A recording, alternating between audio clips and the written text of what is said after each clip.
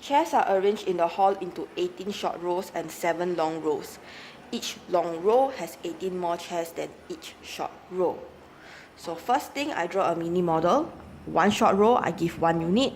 Now each long row has 18 more chairs than each short row. So one long row, I will put 1 unit plus 18. Okay, next part. Because you have 18 short rows, one short row is 1 unit. 18 short rows will be 18 units. For 7 long rows, 1 long row is 1 unit plus 18. If I want 7 long rows, I times 7 everything. So I times 7, I will get 7 long rows, which is 7 units plus 126. Once I've done this, I can move on to the next part of the question. Half of the chairs are arranged into long rows. 3/7 of the chairs are arranged into short rows. Now in maths, it's very important to pay attention to the way the words are written. So if you see of the chairs, it means they come from the same whole or they come from the same total, which means the denominator can be made the same. So the common multiple between 2 and 7 is 14.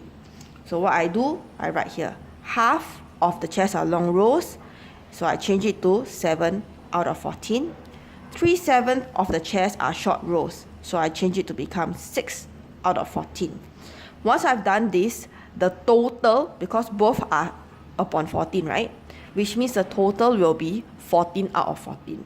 So if you want to draw a model, okay, it will be 14 boxes minus 7 out of 14 for your long rows, minus 6 out of 14, which is your short rows. You will get 1 out of 14, which is your chairs arranged or stacked in a corner. Because of this, stacked in a corner, what fraction of the chairs are stacked in the corner? You found the answer. The answer is 1 over 14. Okay, now we will do B.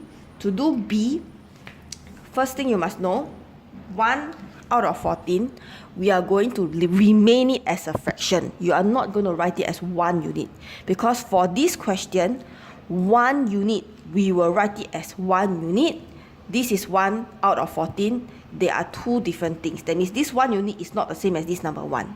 Okay, I will show you as we go on. So, if you have been taking out all your units, okay, and taking out all your fractions, right, and just leaving it as 1, 14, and just numerals like that, okay, you will have an issue. Because for this question, 1 out of 14 and 1 unit, we do not put them as equal. Okay, so let me explain what it means.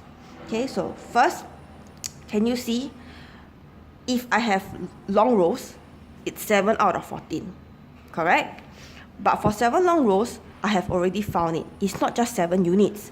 It's actually 7 plus 126. So can you see, 7 here as a fraction is not the same as 7 units alone. It is not. Okay, 7 out of 14 is actually 7 units plus 126. Why? Because this is mentioning about long rows. This is also your long rows. So they are the same thing. You can put them side by side. Once you have done this, let's look at the short rows. So short rows, can you see, I see 6 over 14. Okay, now if you know, I have found short rows. The short rows are 18 units. Can you see, for this case, the 6 out of 14 is not 6 units. The 6 out of 14 is actually 18 units. So they represent different numbers now. Once you have done that, because they are the same thing, you can put them side by side. So if you can see, can you see here is 1, okay, oh sorry, here is 7. Can you see here is not just 7 alone? You see here is 6, but here is not 6. Okay, so because of this, your fractions will remain as a fraction and your units will remain as units. You do not mix them together. You put them side by side so you can visualize them very easily. Once you have done that, I can't compare this and this because they are different.